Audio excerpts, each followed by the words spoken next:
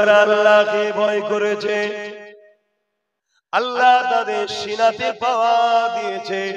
এই পাওয়ারে এত ক্ষমতা দিয়েছে যে ক্ষমতার কাছে মিশরের রাজা ফেরাউন পরাজিত হতে বাধ্য হয়েছে। ইতিহাস গাওয়া যায়, ফেরাউন যখন ইব্রাহিম নবীকে হারাবার জন্য 70,000 জাদুকর নিয়ে এসেছে, ওই 70,000 জাদুকরের সামনে হযরতে মূসা আলাইহিস সালাম দাঁড়িয়ে গেলেন। দাঁড়িয়ে গিয়ে আল্লাহ পাকে যারা কাউকে ভয় করে না, ইব্রাহিম মূসা নবী বলতে লাগলেন, এই জালিম ফেরাউন, তুমি নিজেকে খোদা দাবি করেছো, কিন্তু খোদা তো তিনি যিনি জমিন আসমানের একমাত্র মালিক, যিনি তোমাকে সৃষ্টি করেছে, যিনি তোমাকে মিশরের রাজত্ব দিয়েছে, সেই আল্লাহকে তুমি মেনে নাও। এই কথা শুনে ফেরাউন রেগে গেল। 70,000 জাদুকরকে বলতে লাগলো, তোমরা তোমাদের জাদুর জোরে মূসা ও তার ভাই হারুনকে মেরে দাও। ফেরাউনের কথা শুনে এই 70,000 জাদুকর, তাদের হাতে একটা করে রশি ছিল, দড়ি ছিল, ওই দড়িগুলো তারা ছেড়ে দিল। ওই প্রতিটা রশিগুলো সাপ হয়ে গেল। এই সাপ হয়ে গিয়ে এমন করে মূসা নবীকে ধরার জন্য মূসা নবীর দিকে তেড়ে তেড়ে যেতে লেগেছে। আমার আল্লাহ আওয়াজ দিয়ে দিলে, এ হযরতে মূসা রে, তোমার হাতের লাঠিটা ছেড়ে দাও। মূসা নবী লাঠিটা ছেড়ে দিল। সঙ্গে সঙ্গে একটা বিশাল বড় অজগর সাপ হয়ে যায়।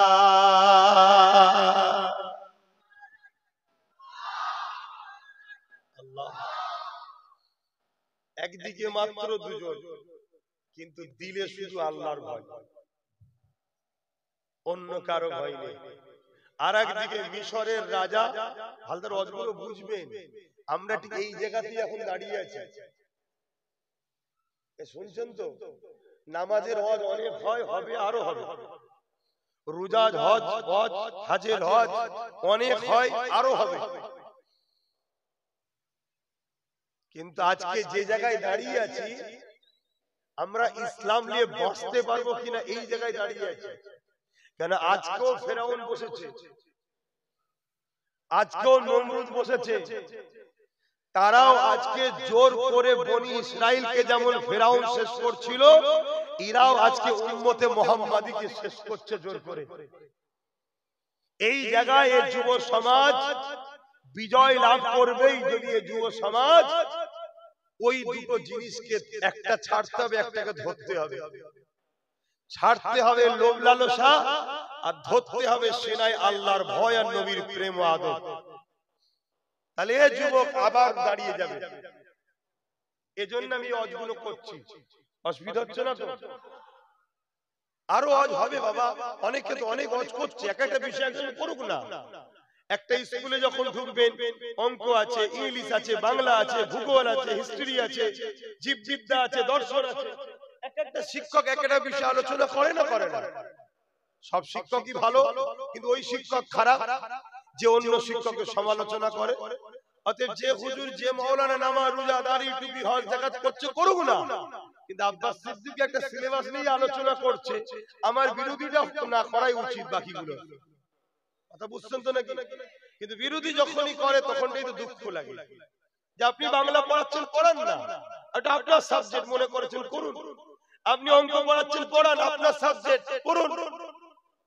কিন্তু আমি বাস্তব যেটা ঘটছে, পুরাতন দিন এমন ঘটেছিল, তা থেকে কি করে বিজয় আমরা পেয়েছি আজকের যুব সমাজকে দিতে হবে। তাহলে আজকের যুব সমাজ ওটা নিলে এই যুব সমাজ বিজয় হবে, নতুন প্রজন্ম ইসলাম পাবে। জোরে বলুন সুবহানাল্লাহ। না, এই সমাজ যদি বিজয় না হয়, নতুন সমাজ ইসলাম পাবে না। যেমন 800 বছরের স্পেনে যত বড় বড় সিনেমা হল, যত বড় বড় অফিস আদালত, অ্যাকচুয়ালি সেগুলো হয় মসজিদ নয় মাদ্রাসা। আজকে চলে যাবে 800 বছর যেখানে মুসলমান রাজত্ব করেছিল, আজকে গিয়ে যত বড় বড় সিনেমা হল, থিয়েটার, কি বলে, অফিস আদালত রয়েছে, এগুলো অ্যাকচুয়ালি মুসলমানদের মসজিদ মাদ্রাসা। মুসলমান তাদের পূর্বপুরুষদের ইতিহাস ভুলে গেল, লোভ লালসায় জড়িয়ে গেল, আল্লাহকে ভয় করা ছেড়ে দিল, আজকে তারা পুরো নিশ্চিন্ত হয়ে গেল। সেইটা আমাদের পালা হচ্ছে এখন। এই জায়গায় দাঁড়িয়ে থেকে বাস্তবটা আমার কওমের কাছে দিবার একটু আমি চেষ্টা করি সব জায়গায় গিয়ে। এবারে দিতে গেলে ভাই আজকের যে ফেরাউন তার তো গালে একটু চল লাগবেই। কি গো, এই দিতে গেলে মুসা নবীর পক্ষে কথা বলতে গেলেই তো ফেরাউনকে মারতে হবে নাকি? ইব্রাহিম নবীর পক্ষে কথা বলতে গেলেই তো নমরুদের গালে চড় পড়বে নাকি? তা আজকের দিনও যারা মুসা নবীর পক্ষে তাদের কাছে, ইব্রাহিম নবীর পক্ষে তাদের কাছে, ইব্রাহিম ও মুসা নবীর কথা যখনই বলবো, আজকে যারা ফেরাউন নমরুদ তাদের গালে তো চল লাগবে। কিন্তু দুঃখের বিষয় সেদিন ছিল কাতার আলাদা, এইদিকে নমরুদ কি, এইদিকে ইব্রাহিম নবী, এদিকে নমরুদ, এদিকে মুসা নবী, এদিকে ফেরাউন। কিন্তু আজকে সিস্টেমটা একটু আলাদা হয়ে গেছে। কি, নমরুদ, এই মুসা নবী, ইব্রাহিম নবী, নমরুদ, ফেরাউন আলাদা আলাদা ছিল। এখনকার নমরুদ ফেরাউনরা তাদের লোককে আমাদের মধ্যে ঢুকে গুলিয়ে দিয়েছে। তাই আমি কথা বললে একটু সমস্যা হচ্ছে আমাদের ঘরের মধ্যে, বুঝতে পারছেন তো? ঘরের মধ্যেই সমস্যা হচ্ছে। বাপেরা মন দিয়ে শোনেন, হযরত মুসা আলাইহিস সালাম যখনই লাঠিটা ছেড়েছে বিশাল এক সাপ হয়ে গেছে। ৭০,০০০ জাদুঘরের সাপগুলো তেড়ে তেড়ে যে আসছিল, মুসা নবীর লাঠিটা ওই সাপগুলোকে ধরে ধরে খেতে লেগেছে। এই দৃশ্যটা দেখে ৭০,০০০ জাদুঘর, যাদেরকে ফেরাউন ভাড়া করে নিয়ে এসেছিল, যাদেরকে ফেরাউন অর্থ দিয়েছিল, যাদেরকে ফেরাউন রাস্তার পারে রেখেছিল, যাদেরকে ফেরাউন সম্মানিত করেছিল, ওই সকল ৭০,০০০ জাদুঘর উঠে দাঁড়িয়ে গিয়ে ফেরাউনের দরবার ছেড়ে দিয়ে আস্তে আস্তে মুসা নবীর কাছে আগিয়ে এসে বলতে লেগেছে, এ মুসা, আমাদেরকে ক্ষমা করে দাও, আমাদেরকে ওই পানি পরিয়ে দাও যে পানিতে মহান স্রষ্টা আল্লাহকে পাওয়া যাবে। আরো জোরে বলুন সুবহান। ফেরাউন তো বলছে, হারা, তোদেরকে অর্থ দিলাম আমি, খাওয়ালাম আমি, আনলাম আমি, তোরা রশি ছাড়লি সাপ হয়ে গেল, মুসা লাঠি ছাড়লো সাপ হলো, তোদের ৭০,০০০ সাপ, মুসার একটা লাঠি বড় সাপ। এতে আশ্চর্য হবার কি আছে? তোরা মুসার দিকে চলে গেলি কেন? তখন ৭০,০০০ জাদুঘর বলতে লেগেছে, ফেরাউন শোনো, জাদু আর মুসার সাপের মধ্যে, আমাদের সাপ আর মুসার সাপের মধ্যে পার্থক্য আছে, আপনারাও শোনেন। জাদু চোখের ধোঁকা। জাদু কি? চোখের ধোঁকা। এ ফেরাউন, আমরা যে রশি ছেড়েছি, রশি আছে, জনগণ দেখছে সাপ, এটা চোখের ধোঁকা। কিন্তু মুসা যে লাঠি ছেড়েছে ওটা লাঠি নয়, সত্যিকারের সাপ হয়েছে। জোরে বলুন সুবহানাল্লাহ। এটা হলো মুজিজা। কথা বুঝে আসছে? এটা কার ক্ষমতায়? আল্লাহ। সেই ক্ষমতা আজও আছে না নাই? আল্লাহ আছে তো, ক্ষমতা আছে তো, না কমে গেছে? নাউযুবিল্লাহ মিন জালিল, লা হাওলা ওয়ালা কুওয়াতা ইল্লা বিল্লাহ। তাহলে ঘাবড়াচ্ছেন কেন? আজকের ফেরাউন কত বড় হয়েছে? আল্লাহ থেকে বড় হয়ে গেছে নাকি? তাহলে ঘাবড়াবেন না, কিন্তু আল্লাহর সঙ্গে জুড়ুন, আল্লাহকে ভালোবাসুন, আল্লাহকে ভয় করুন। আমার বাপেরা, নওজওয়ানেরা, আমার নবী পাকে দিওয়ানারা, ঠিক তেমন ইব্রাহিম আলাইহিস সালামের সঙ্গ হয়েছে। এ নওজওয়ানেরা, ইব্রাহিম নবীকে নমরুদ চারিদিক দিয়ে রোকার চেষ্টা করছে, কোন দিক দিয়ে যখন পারেনি, ইব্রাহিম আলাইহিস সালামকে বিশাল আগুন তৈরি করে ওই আগুনে নিক্ষেপ করে দিয়েছে। এই আগুনটা কত বিশাল ছিল! 1 মাসের অধিক ধরে কাঠ জড়ো করা হয়েছে, একটা বিশাল গ্রাম এলাকা নিয়ে এই আগুনটা তৈরি করা হয়েছে।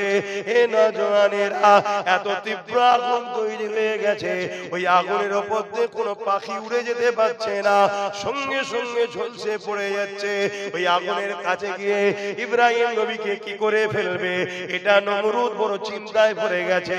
ঠিক এমন সময় শয়তান বড় তসবিহ হাতে নিয়ে আগিয়ে এসেছে।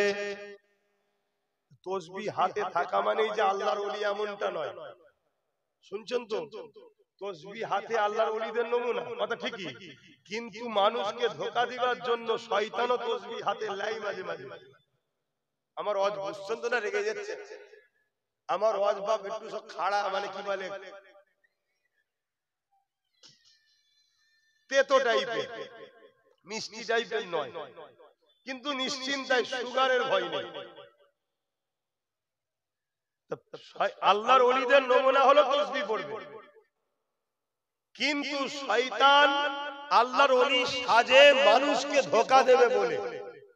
তাহলে তসবিহ দেখেই পাগল হয়ে গেলে হবে না।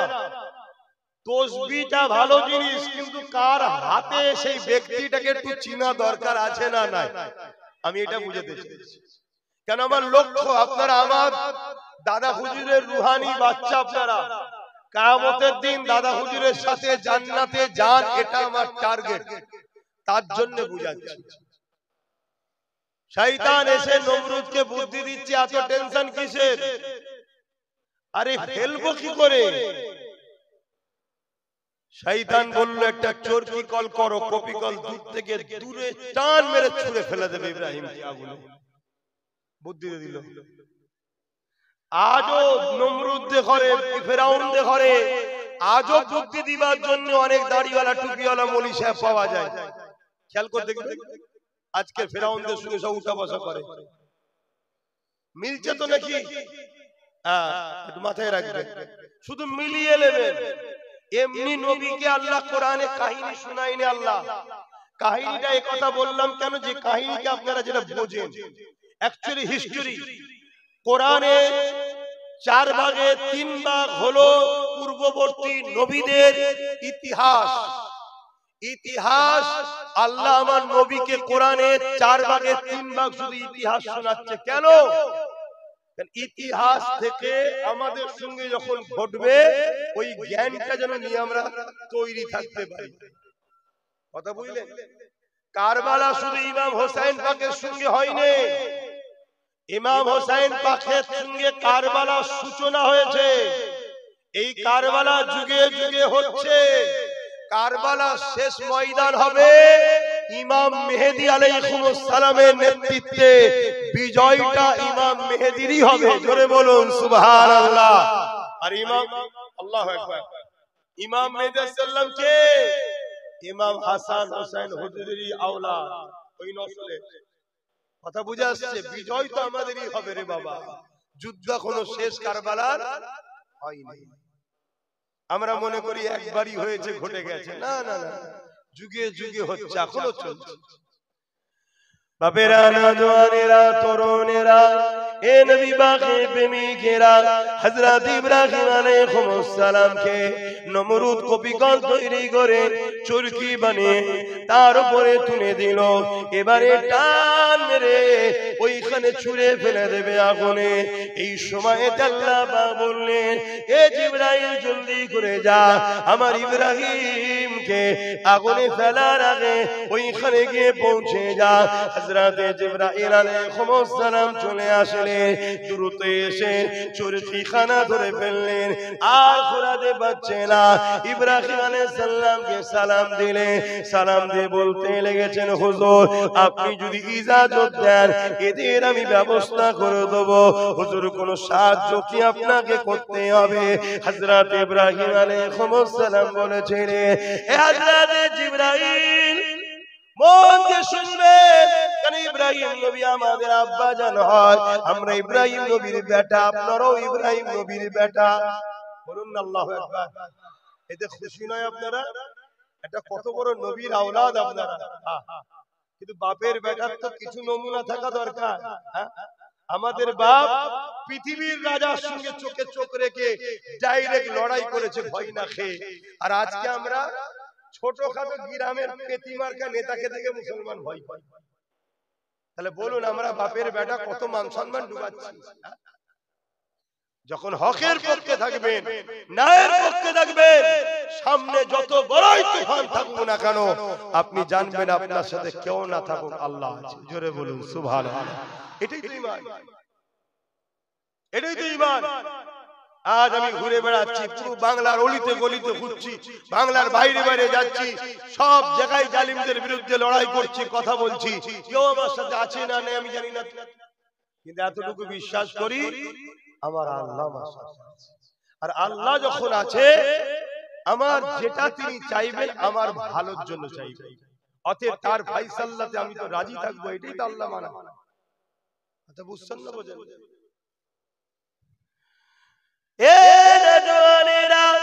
হযরত ইব্রাহিম আলাইহিস সালাম কে যখন এইভাবে জিজ্ঞাসা সালাম বললেন, ও ভাই ইব্রাহিম আলাইহিস সালাম আপনাকে কিছু সাহায্য কি করতে হবে? হযরত ইব্রাহিম আলাইহিস সালাম বলেছিলেন, ও ভাই হযরত জিবরাইল রে, বড় নাজুক সময় এখন চলছে, আল্লাহ আমাকে পরীক্ষা নিচ্ছে। এ হযরত জিবরাইল, আমি যে আল্লাহকে ভালোবাসি, যে আল্লাহর জন্য আমি নাই কথা বলি, সেই আল্লাহ ইব্রাহিমকে এখন দেখতে পাচ্ছে। ইব্রাহিম কি অবস্থায় রয়েছে আমার আল্লাহ দেখতে পাচ্ছে।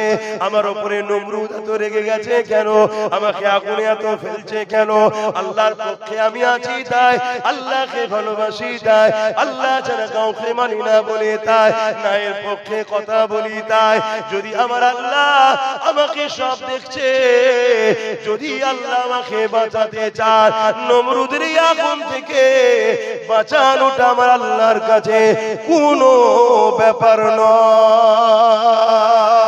এ হযরত জিবরাইল, আর আল্লাহ যদি নমরুদের আগুনে ফেলে, আমি ইব্রাহিমকে পরীক্ষা নাই, আল্লাহ যদি নমরুদের আগুনে ফেলে, আল্লাহ যদি খুশি হয় ইব্রাহিমকে পুড়িয়ে, এ হযরত জিবরাইল রে, আমি বলি আল্লাহকে ভালোবাসি। মন দিয়ে শোনেন, মন দিয়ে শোনেন, আমরাও বলি আল্লাহকে ভালোবাসি। ইব্রাহিম নবী বলছে আমিও বলি আল্লাহকে ভালোবাসি।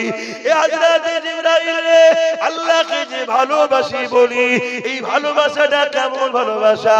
আমার আল্লাহ যদি ইব্রাহিমকে নমরুদের আগুনে ফেলে খুশি হয়, নমরুদের আগুনে পুড়িয়ে আল্লাহ যদি খুশি হয়, ইব্রাহিমের ভালোবাসা এতটা কম নয়। এ হযরত জিবরাইল, আমার আল্লাহর খুশির জন্য আমি ইব্রাহিম একবার নয় হাজারটা যদি জান দেয়, হাজারবার ইব্রাহিমের আগুন আল্লাহর খুশির জন্য নমরুদের আগুনে ইব্রাহিম পুড়তে রাজি আছে। আরো জোরে বলুন সুবহানাল্লাহ।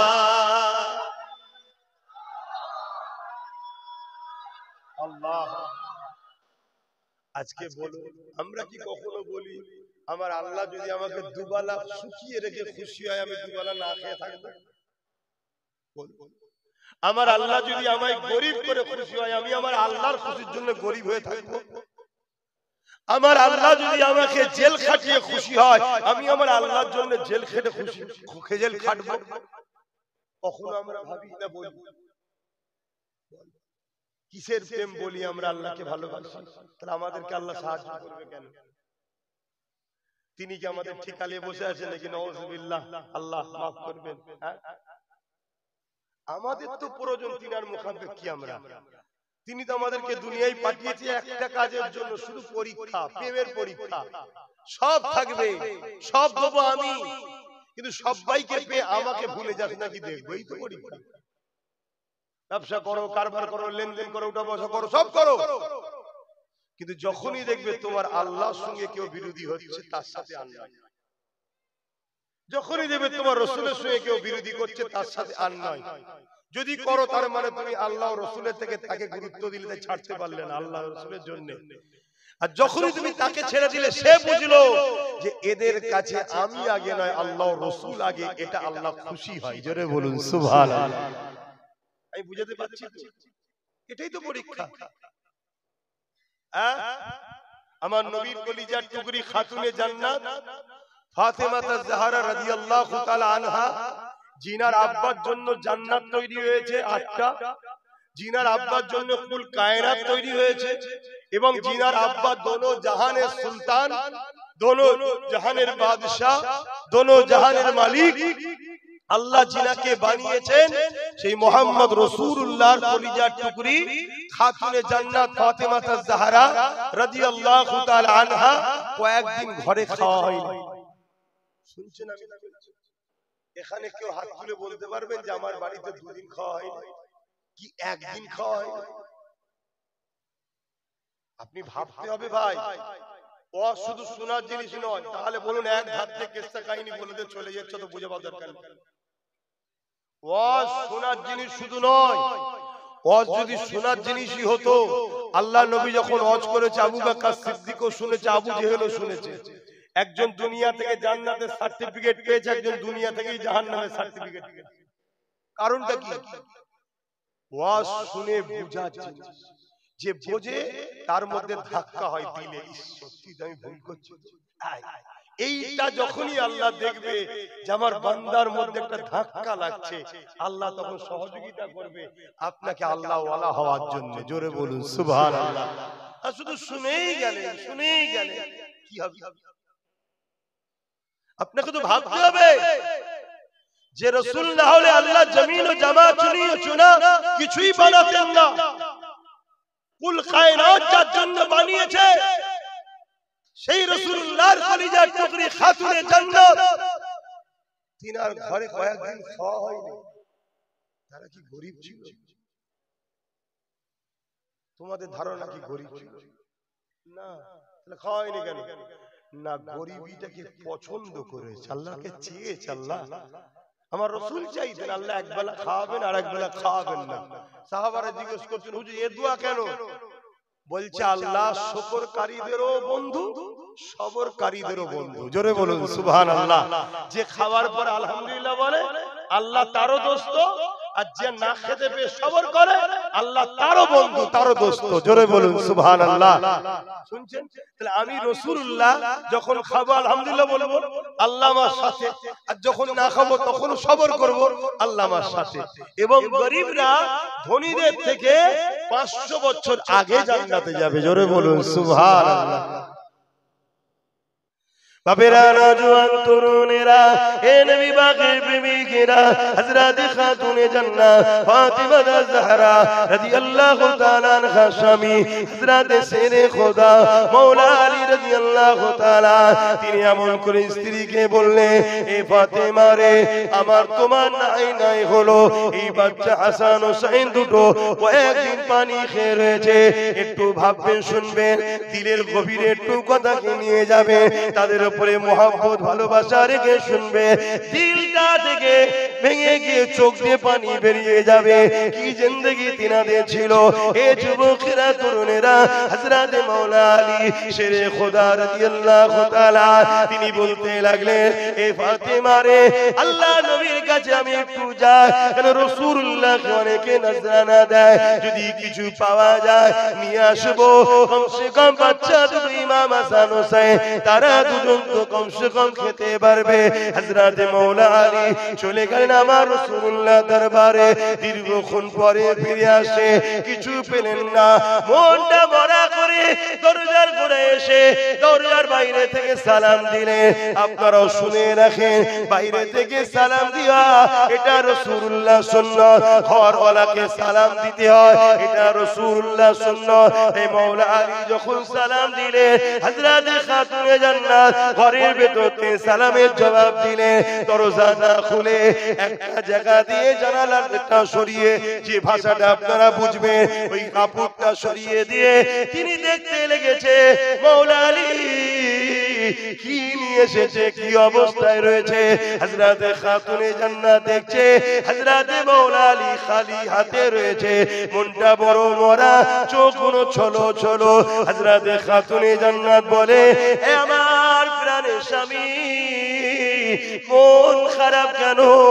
হযরত মাওলা আলী বলে, এ ফাতেমা রে, নবীর বেটি আমার স্ত্রী হয়ে এসেছো, কখনো তোমাকে ঠিকভাবে খাওয়াতে পারলাম না, তোমার সুখ শান্তি জামা কাপড় অর্থাৎ তোমাকে অন্য জনেরা যেভাবে দেয় আমি তোমাকে সেইভাবে বেশি বেশি দিতে পারলাম না।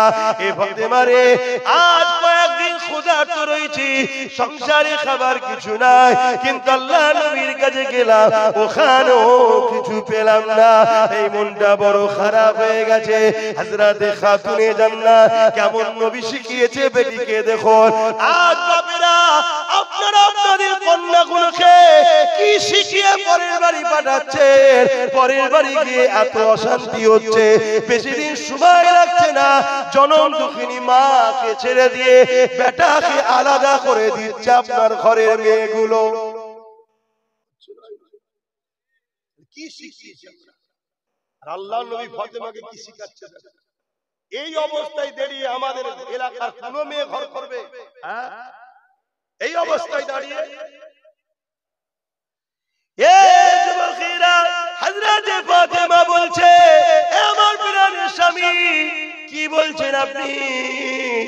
আপনি তো শুনেছেন আল্লাহ কোরআনে বলেছে, যিনি আল্লাহ পাক যাকে খাওয়ায়, আল্লাহ পাক যখন দেয় ওটা নিয়ে যে শুকরিয়া আদায় করে আল্লাহ পাক তার উপরে রাজি খুশি হয়ে যায়। যখন আল্লাহ কাউকে দেয় না, যখন যদি সে সবর করে আল্লাহ তার উপরে রাজি খুশি হয়ে যায়। আমার প্রাণের স্বামী, আল্লাহ যদি ফাতিমাকে, হাসান হুসাইনকে আর আমার স্বামী মাওলা আলীকে আল্লাহ যদি আমাদেরকে না খাইয়ে খুশি হয়, কেন আমরা আল্লাহর খুশির জন্য না খেয়েও নিজেকে খুশি রাখতে পারবো না? আমার প্রাণের স্বামী, আপনি হাসুন, আপনি মুখে হাসি নিয়ে আসেন, তারপরে আপনার দরজা খুলে ভেতরে আসেন, আপনার হাসি মুখটা আমি দেখতে চাই। তবে প্রাণের স্বামী শোনেন, আমি আমার আল্লাহর শুকরিয়া আদায় করি আলহামদুলিল্লাহ। যখনই খাতুনে জান্নাত এটা বললেন, হযরতে মাওলা আলী বলতে লেগেছে, কি জন্য শুকরিয়া আদায় করলেন? হযরতে খাতুনে জান্নাত বলছে, আপনি না হয় খাবার কিছু নিয়ে আসেন না, তাতে কি আছে, আল্লাহ যে আমার স্বামী আলীকে ঘরে ফিরিয়ে দিয়েছে, এটাই আমার আল্লাহর কাছে শুকরিয়া।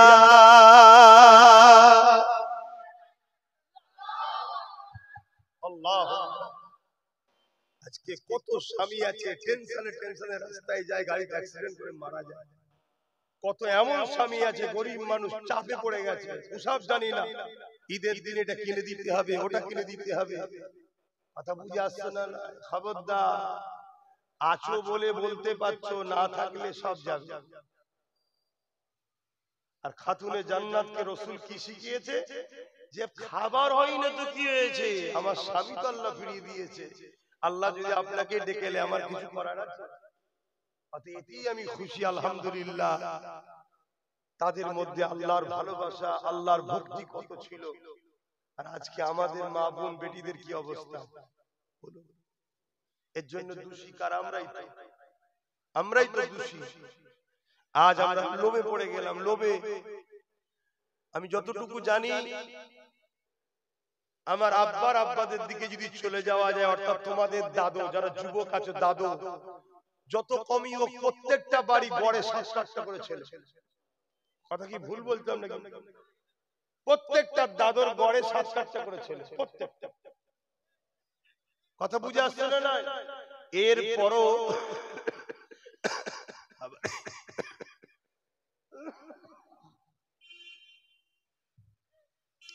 এরপরও কোনদিন কোন বাচ্চাকে রুগা পাতলা দেখেছিলেন? কাউকে শুকাতে হয় না, আল্লাহ শুকর। আর এখন একখানা কি দেড়খানা ছেলে যেন বাড়তি, রুগা কাটি। কথা ভুল বলছি? বরকত নেই কেন বলেন তো? আপনার দাদুরা আপনার বাপেদের ঘরে হালাল খাইয়েছে, মাফ করবেন, এত বড় কথা বলছি। আপনাদের অজান্তে হলেও আপনাদের পয়সায় গন্ডগোল হয়েছে, আপনাদের হুঁশ নাই। যেমন এই যে আমার মায়েদের ঘরে এখন সরকার 1000 কোটি টাকা দিচ্ছে, ওটা কিসের টাকা বলুন? জানেন আপনারা? খোঁজ নিয়েছেন কোনদিন? কিসের টাকা? এই বলবেন তো, জিজ্ঞেস করেছেন? জানেন না। সরকার বলছে আমি মদ বিক্রিতে ভারতবর্ষের মধ্যে ফার্স্ট, তা মদ বিক্রির টাকা হতে পারে কথা বলুন, তাহলে আপনি টাকাটা আপনার বাচ্চাকে খাওয়াচ্ছেন। এবারে দুনিয়াদার ওই নমরুদকে যেমন ফতোয়া দিতে এসেছিল তসবিহ নিয়ে দাড়িওয়ালা সেজে, ওরকম মৌলভী সাহেব বলবে সব ঠিক আছে চলবে, সরকার দিচ্ছে তো। কিন্তু একবারও ভাবলেন না সরকার পুরুষকে না দিয়ে নারীকে দিচ্ছে কেন? এটা প্রশ্ন তো নাকি? পুরুষকে না দিয়ে নারীকে দিচ্ছে কেন? শোনেন মশলাটা তাহলে, অসুবিধা আছে বলবো? অসুবিধা নেই তো, মন দিয়ে শুনুন।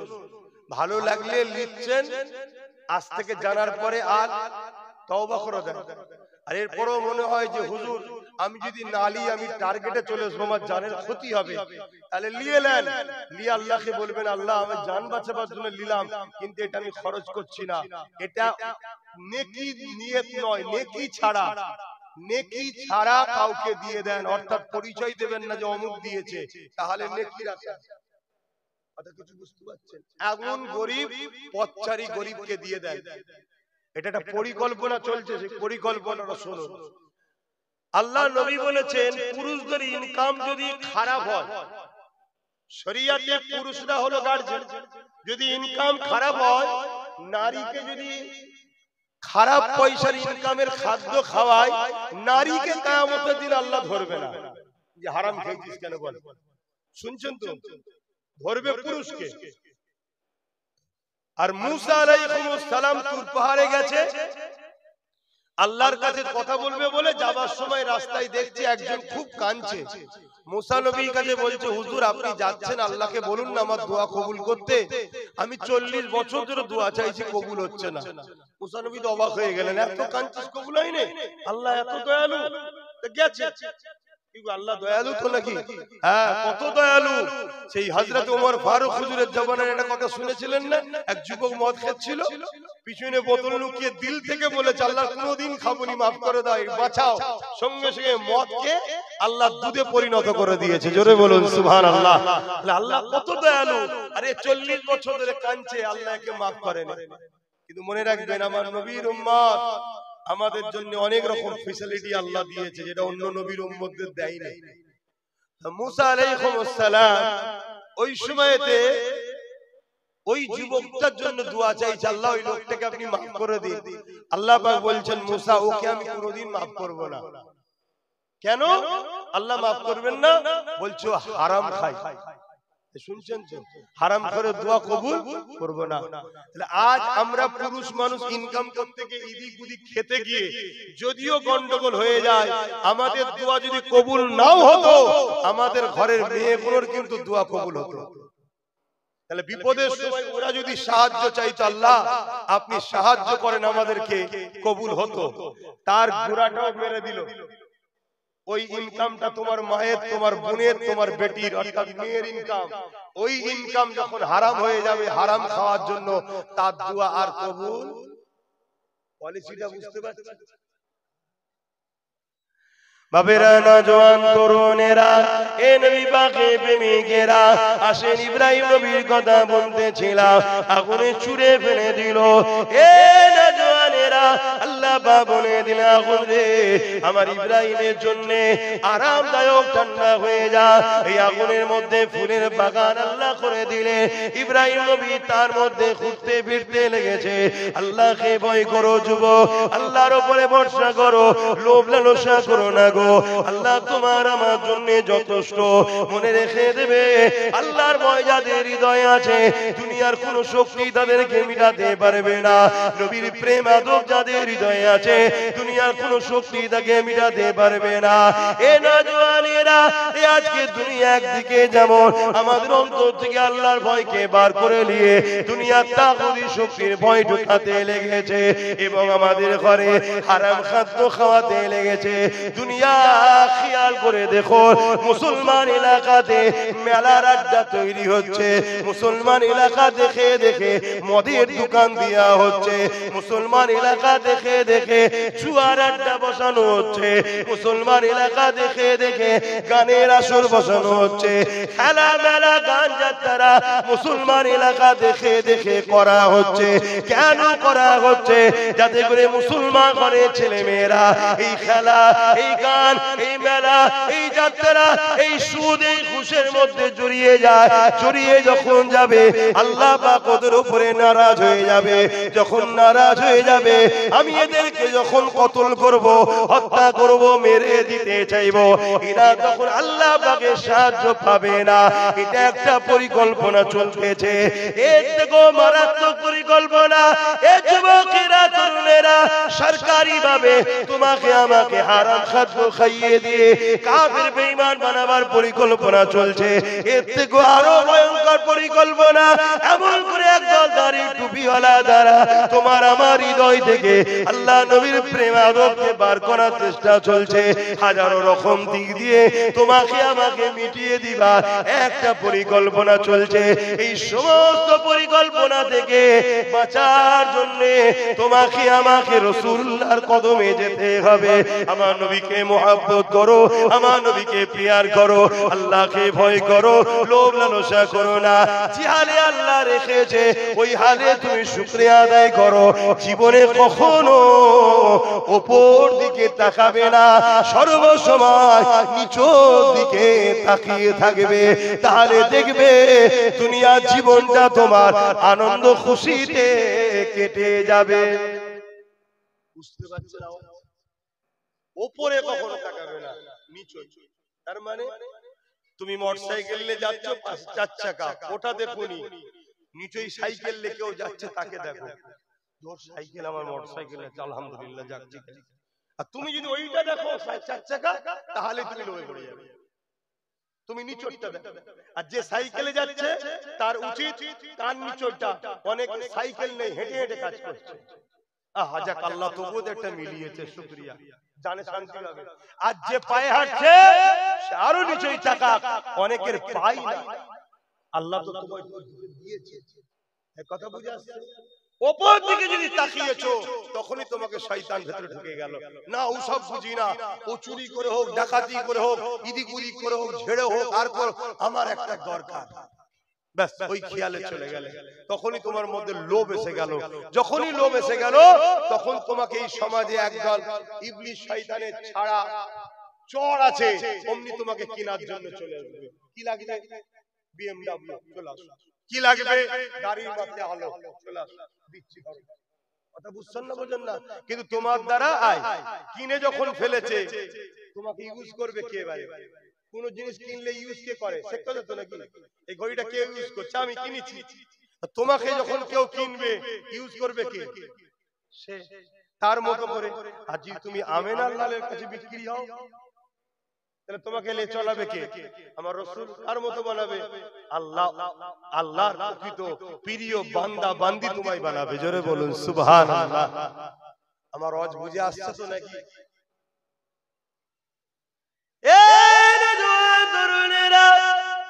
কোনদিন কি ভাবতে পেরেছিলে মদিনার এই মানুষগুলোর কথা, যাদের পায়ে জুতো ঠিকভাবে ছিল না, যাদের পরনে জামাগুলো ছিঁড়া ফাটা ছিল, কিন্তু তারা ওয়াকাত আল্লাহ পাকের প্রেম নিয়ে, আল্লাহর ভয় নিয়ে, নবীর প্রেম ভালোবাসা নিয়ে বদরের ময়দানে 313 জন দাঁড়িয়েছিল। 1000 বাহিনীর হাতে অস্ত্র ছিল, 1000 যাদের সংখ্যা ছিল, তরোয়াল ছিল তাদের হাতে, 1000 যাদের বাহিনী ছিল তারা ঘোড়া হাতির পিঠে ছিল, 1000 বাহিনী যারা ছিল তাদের হাতে ঢাল তরোয়াল ছিল। পৃথিবীর ইতিহাসটা যাকে শোনাবে তারাই বলবে 1000 বাহিনী জিতবে। যদি কেউ ইতিহাস শোনায় যে একদিকে 1000 লোক আছে যাদের হাতে অস্ত্র, তীর, ঢাল, তরোয়াল, যুদ্ধের বল্লম রয়েছে, ঘোড়া হাতির পিঠে, লোহার ড্রেস পরা, আর একদিকে মাত্র 313 জন খালি হাতে, এই লড়াইয়ে কে জিতবে? দুনিয়া সবাই বলবে 1000 জিতবে। এক কথা ঠিক না? কেন? ওদের হাতে অস্ত্র, এদের হাত খালি, ওরা ঘোড়ার গায়ে পিঠে, এরা খালি পায়ে দাঁড়িয়ে, তাদের হাতে যুদ্ধ ড্রেস, এনাদের ছিঁড়া ফাটা জামা। শুনছেন? কিন্তু ইনাদের কাছে যে পাওয়ারটা ছিল ওইটা দুনিয়ার কেউ দেখতে পায় না। সেটা কি? আল্লাহ ও রাসূল। কি একটু সারা দেন না, আল্লাহ ও রাসূল ইনাদের দিলে ছিল। সাহাবা হুজুররা বলতে লেগেছে, আবু জেহেল বাহিনী যখন আমাদের সামনে দাঁড়িয়েছে, তাদের সঙ্গে 1000 ছিল, তাদের হাতে তীর ছিল, বল্লম ছিল, তাদের দিকে ঘোড়া ছিল, হাতি ছিল, ঠিকই কথা, সব তাদের থাকতে পারে, কিন্তু আমাদের দিকে আল্লাহ রাসূল ছিল। রাসূল যখন আমাদের দিকে আছে, নিশ্চিন্তে আল্লাহ আমাদের সাথে রয়েছে, তাই আমরা এত আনন্দে ছিলাম। বিজয় তো আমাদেরই হবে। লড়াইটা শুরু হয়ে গেল।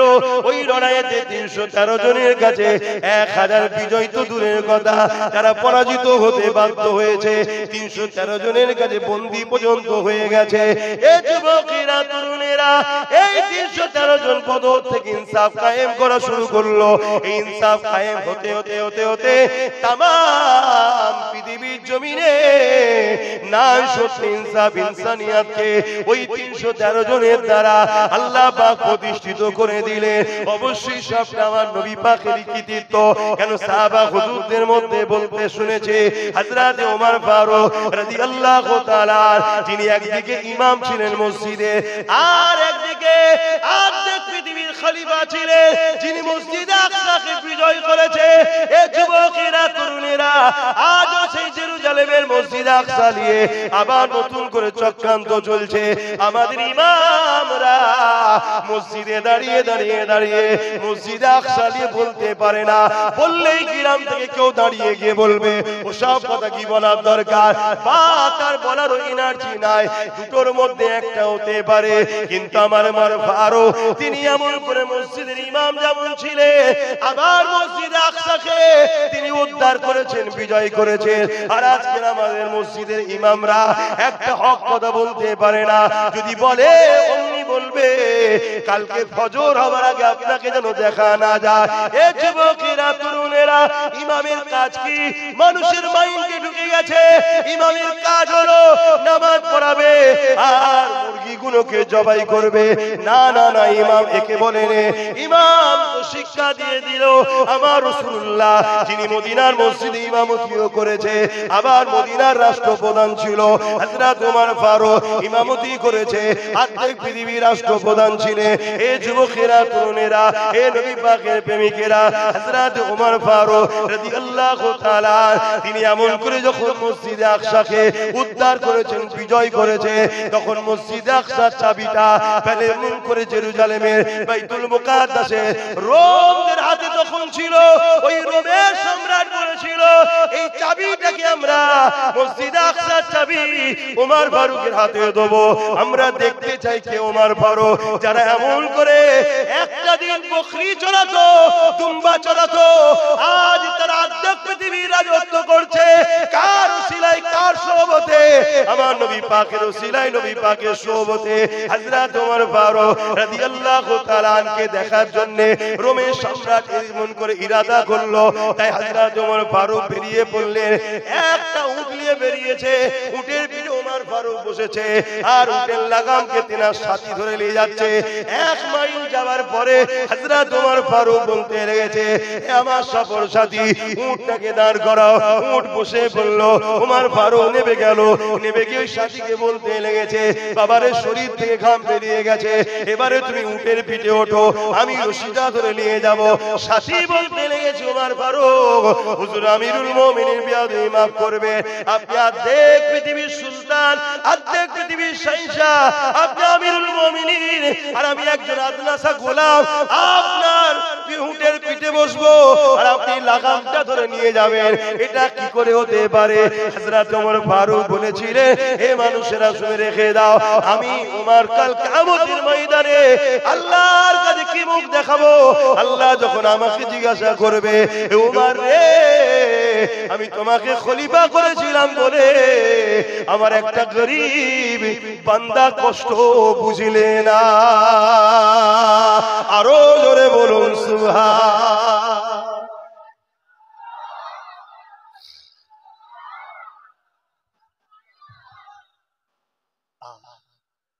ইনসাফ তো নবীর গোলামরাই বোঝে, ইনসানিয়াত তো নবীর গোলামরাই বোঝে। কারণ ইসলাম তো ইনসাফ করার নাম, ইসলাম তো ইনসানিয়াতের নাম, ইসলাম তো মানবতার নাম, ইসলাম তো গরিবদের দরদের নাম, ইসলাম তো খোদা তো মানুষকে খানা খাওয়াবার নাম। তাই আজ আমরা ইনসাফ পাচ্ছি না কেন? সমাজে ইনসাফ যারা করবে তারাই তো আজকে গোলাম হয়ে বসে আছে।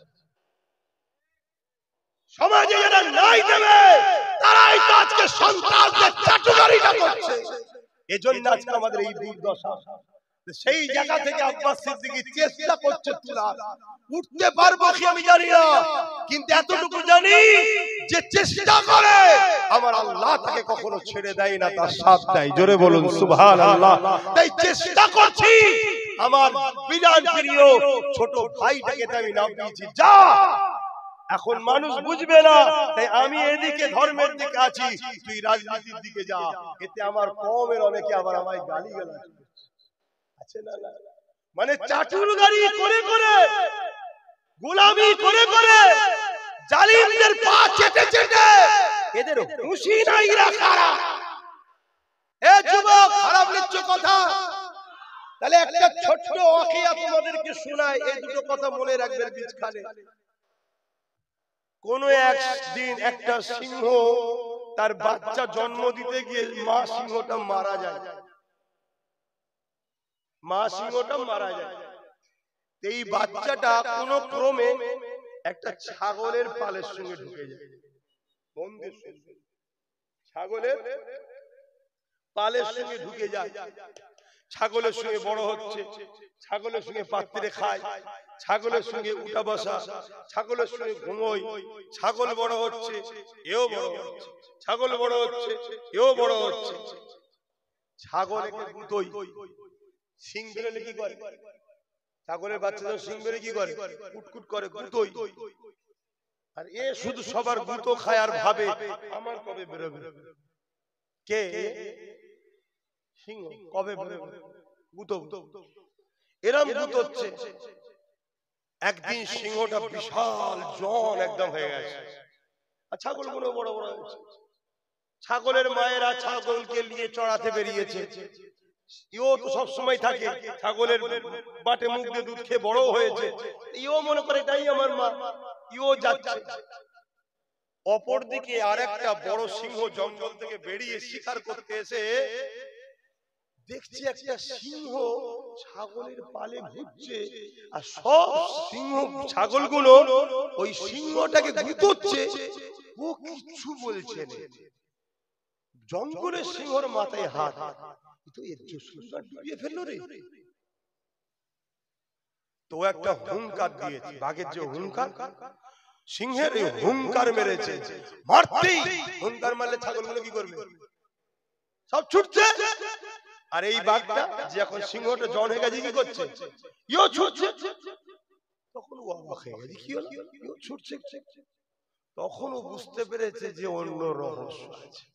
ছুটে এসে এর সামনে দাঁড়িয়েছে। এই জন সিংহ, এর এত ক্ষমতা, অরিজিনাল যে জঙ্গল থেকে এসেছে ওকেও ফেলে ফেলতে পারে, কিন্তু সবে জন্তু, সবে জন্তু। কিন্তু ও কাটাকাটি করছে। তখন বলছে, দেখ তোকে আমি খাবো না, আমি তোকে একটা কথা বলছি, শুনবি বল, তোকে আমি ছেড়ে দেবো। কি কথা? চ আমার সাথে পানি খাবি। সারা জীবন পানি খেয়েছে, পাত্রে নিয়ে যাচ্ছে নদীতে। ঘাবড়াবে না, ঘাবড়াবে না, কিন্তু হুঙ্কার দিচ্ছে, তো না গেলে কিন্তু মারবো। তো জন সিংহটা যেই পানি খেতে গেছে, বড় বড় চোখ বার করে দেখছি, আমি তো এর থেকেও বিশাল শক্তিশালী, একে যা দেখতে আমি তো সেম।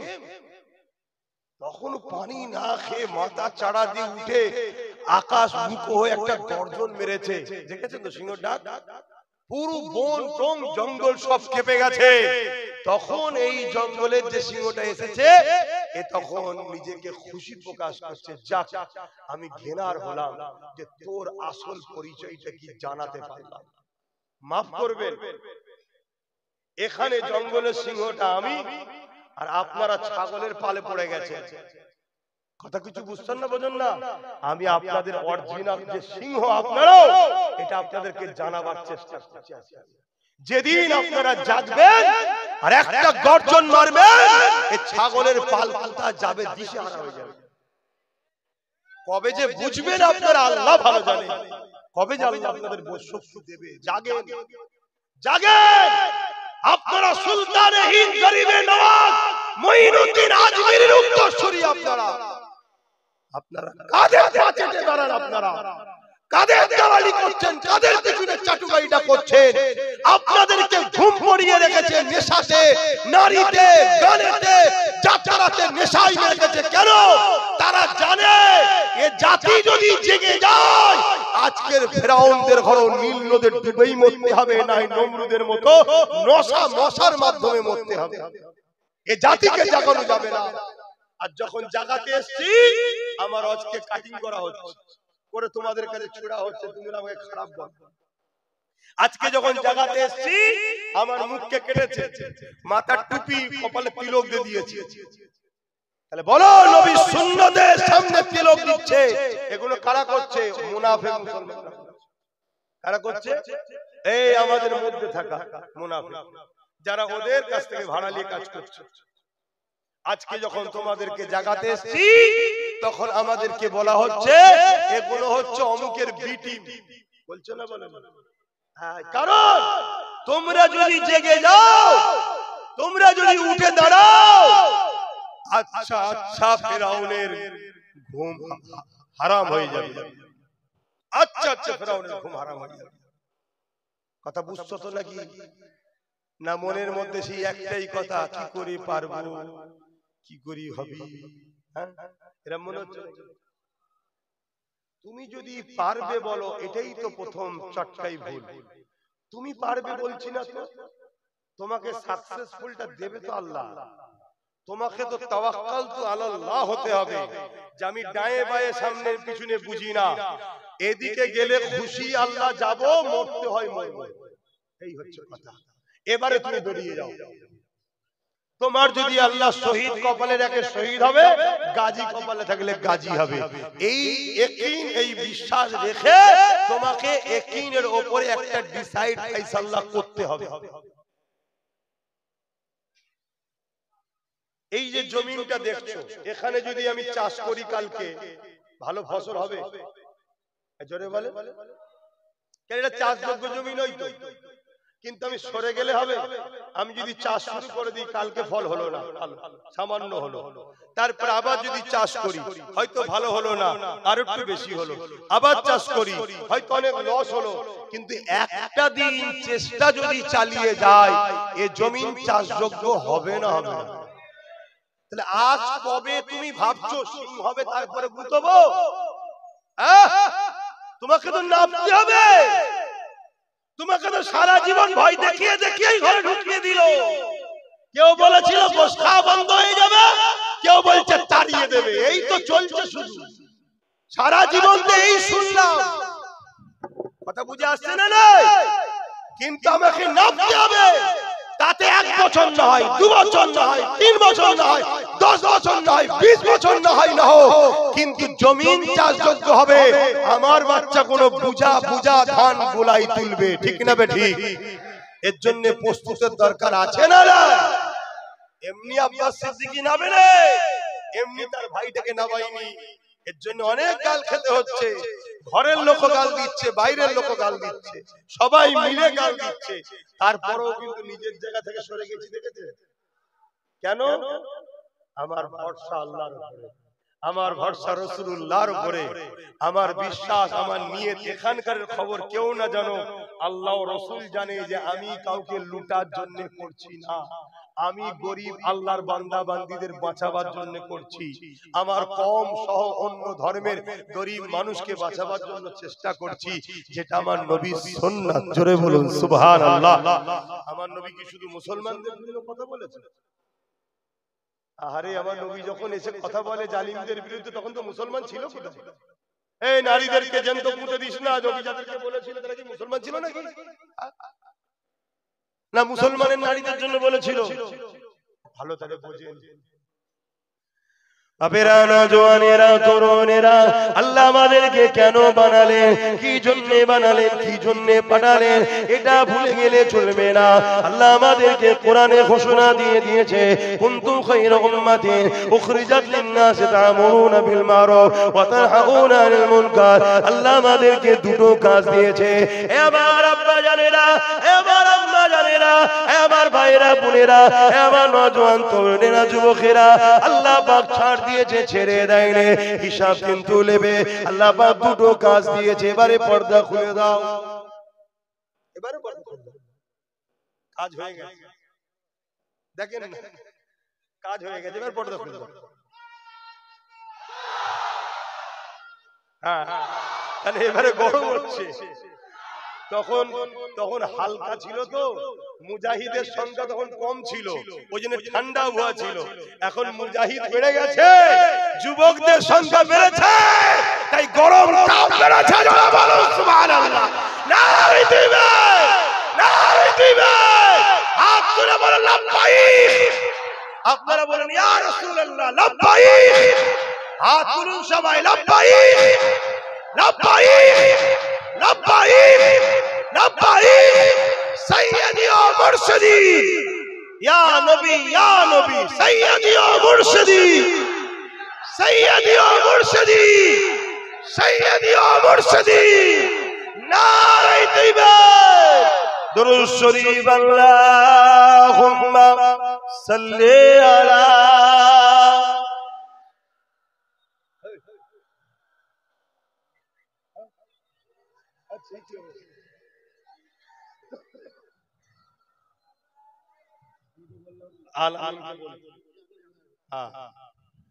বাপ আমার, ভাই আমার, অসুবিধা হচ্ছে, একটা নাত শরীফ পড়ছি, নাত পছন্দ করে শোনেন তো।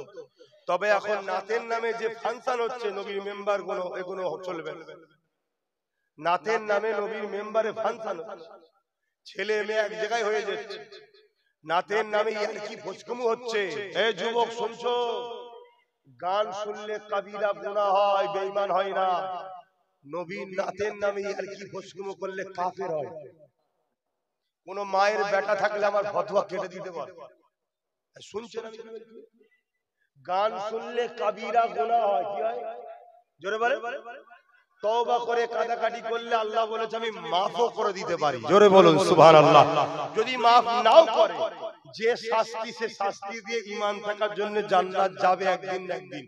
কিন্তু নবীর নাতের নামে, নবীর রাজ শরীফের নামে ইয়াজকি ফসকম ফাজলামু যদি করো, ঈমান চলে যাবে। আমার নবী জাতা জিনিস নয়। ওই নবী পাকের নামের যে মিম অক্ষর আছে না, এই মিম অক্ষরকে যদি একদিকে রাখা হয়, পুরো দুনিয়াকে যদি আরেক দিকে রাখা হয়, মিম অক্ষরটার ভারী বেশি হবে। জোরে বলুন সুবহানাল্লাহ। প্রেমের, মর্যাদার, সম্মানের, দামের কথা বুঝে আসছে। সেই নবীলে আর কি করলে হবে না? নাত করো না, নাত ভালো জিনিস তো, কিন্তু এর বীজখানে আরেকটা কাজ আছে, ওটা একটু আপনাদের করতে হবে। করবেন না? এই জলসাটা হলো, দুটো কথা এসে বললাম, শুনছেন তো? ভুল করছি? আপনাদের জাগার কি অন্যায় করছি? যুবক জাগো, আগামী দিন তোমার সামনে তোমার মা বোন বেটির রেপ হয়ে যাবে। একদম স্পষ্ট কথা আমি বলা ছেলে, কোন লুকোচুরি করা, মুখে কথা এটকে বলা ছেলে আমি নয়, হাকিকাত বলছি, হাকিকাত বলছি, যেটা প্যালেস্টাইন বাসীর সঙ্গে ঘটেছে, আগামী দিন তোমাদের সাথে ঘটবে। শুনছো তো যুবক? যদি না জাগো আর জেগে যাও, জেগে যাও, আল্লাহ ও রাসূলের হয়ে যাও শুধু, ব্যাস, তোমাদের কেউ কিচ্ছু করতে পারবে না। কথা মাথায় ঢুকছে? এ বিশ্বাস আল্লাহর উপরে আছে তো? হয়ে যাও, আল্লাহ হয়ে যাও, নবীর হয়ে যাও, এটা মাথায় রাখো। আমার ভাইগুলো যাচ্ছে, পকেটে হাত দাও, যার যা খুশি একটু শরীক হয়ে যাও। দরুদ শরীফ, আল্লাহুম্মা সাল্লি আলা। হাত বন্ধ হয়ে যাচ্ছে।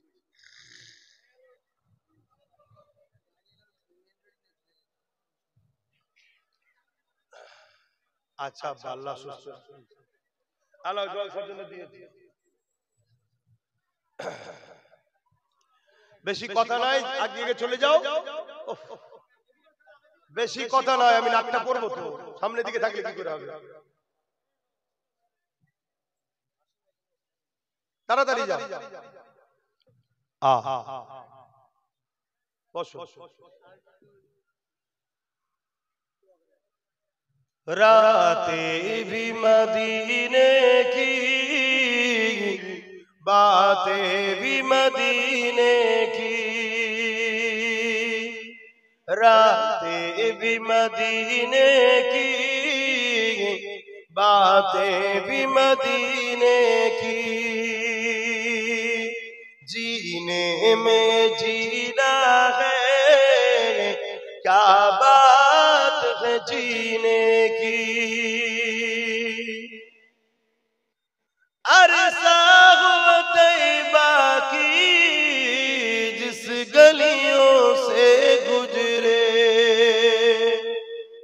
अरसा हुआ तैबा की जिस गलियों से गुजरे, इस वक्त भी गलियों से खुशबू है पसीने की। आरो जोरे बोले আমরা কি নবী পেয়েছি। এ যুবক, ইনি হলেন আমাদের নেতা। এটা কি কাদের পিছনে ঘুরিস তোরা ভাই আমার?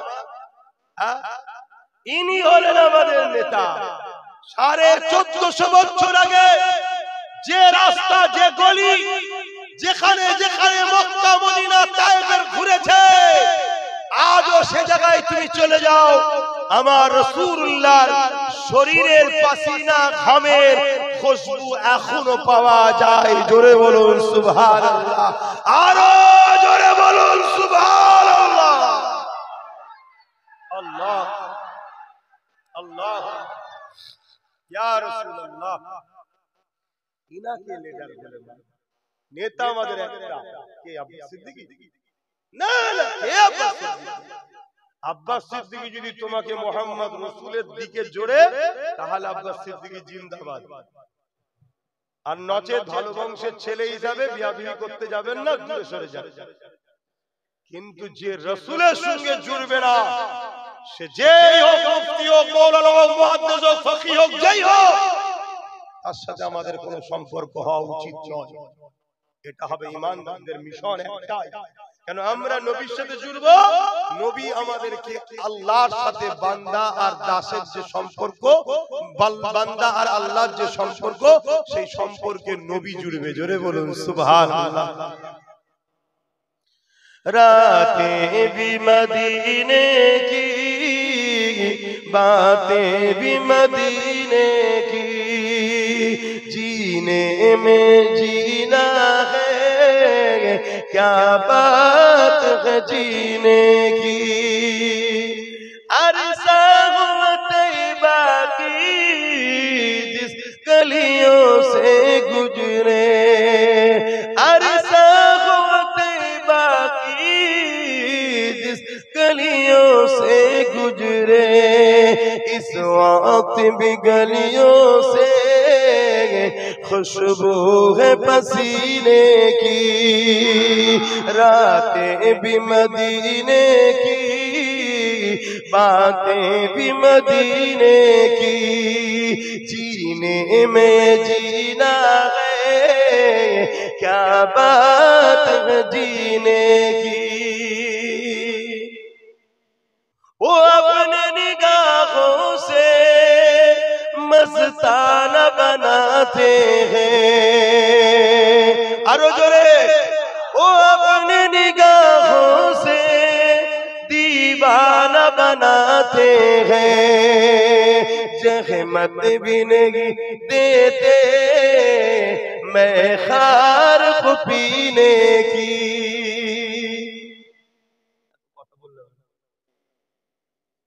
जहमत भी नहीं देते मैं खार को पीने की, रातें भी मदीने की बातें भी मदीने की, जीने में ये जीना है, क्या बात है जीने की। तारीफ के लायक जब अल्फाज नहीं मिलते, तारीफ के लायक जब अल्फाज नहीं मिलते, तारीफ करे कोई इस तरह मदीने की। মদিনা যে তারিফ করবে সেরকম কোনো কথা তো নেই যে মদিনার তারিফ করে করবে। তাহলে মদিনার যদি এত শান হয়, কেন রাসূল মদিনা শরীফকে ভালোবাসে? তাই জোরে বলুন সুবহানাল্লাহ। তাহলে সেই নবীর গোলাম যারা হবে তাদেরকে নবী ভালোবাসে না? তাহলে তাদের কত শান হবে। 800 বছর আগে একটা নবীর গোলাম হিন্দুস্তানে ঘুমাচ্ছে, 800 বছর ধরে এখনো রাজত্ব চালাচ্ছে নবীর গোলাম মুঈনুদ্দিন আজমিরি। জোরে বলুন সুবহানাল্লাহ। পৃথিবীতে সব জিনিস পুরাতন হয়ে যায়, বাপ বয়সের দাম কমে যায়, মায়ের বয়সের দাম কমে যায়, পৃথিবীতে সব জিনিস পুরাতন হয়ে যায়। নেতা বুড়ো হয়ে গেলে দলের লোকেরাই পছন্দ করে না, দেখছেন না? নেত্রী বুড়ি হয়ে গেলে দলের লোকই বিরোধী হয়ে যায়।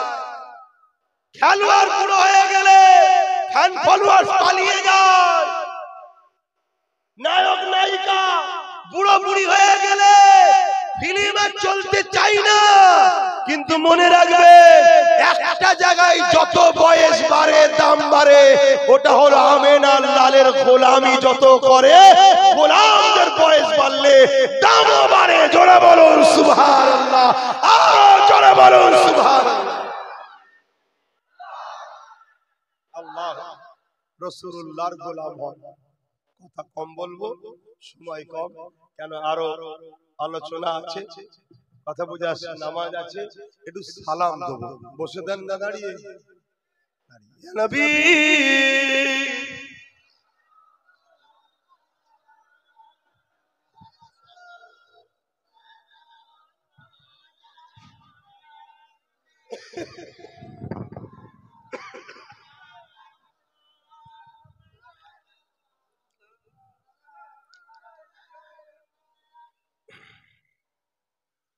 আমি একটা কথা সব জায়গায় আলোচনা করি, আজকেও এখানে একটু করতে চাইছি। সালাম দিয়ে বসার পরে আপনারা যদি শুনতে চান হাত তুলে সাক্ষী দেবেন। সেটা হলো একটু ওয়াকাফ নিয়ে আলোচনা করতে চাইছি। আপনারা কি শুনতে চান? হাত তুলে সাক্ষী দেন। আলহামদুলিল্লাহ। আগে সালামটা দিয়ে নি, তারপরে বসাবো, বসে ওয়াকাফ নিয়ে কথা বলবো। طلع البدر علينا من شنيات الوداع وجب الشكر علينا ما دعا لله أهدى سلام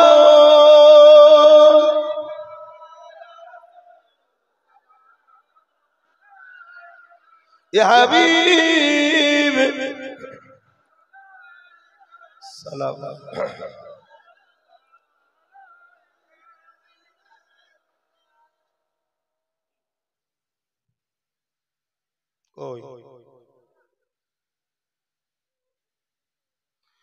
কঠিন আসরের দিনে কি আছে মোদের কপাল, গুনাহগার উম্মাহ আত আপনার লইবেন সঙ্গে মাহশরে।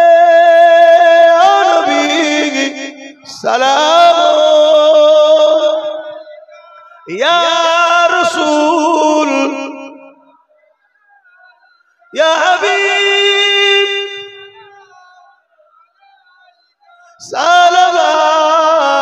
সালাওয়াতুল্লাহ।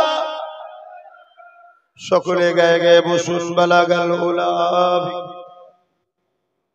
কাসাবাত তুজা বিজামালিহি।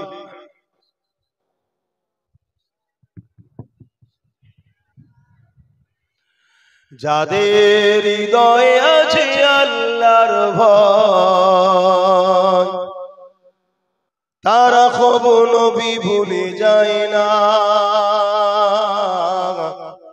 আল্লাহর প্রেম ছাড়া এই দুনিয়ায় কারো কাছে কোনো কিছু যায় না।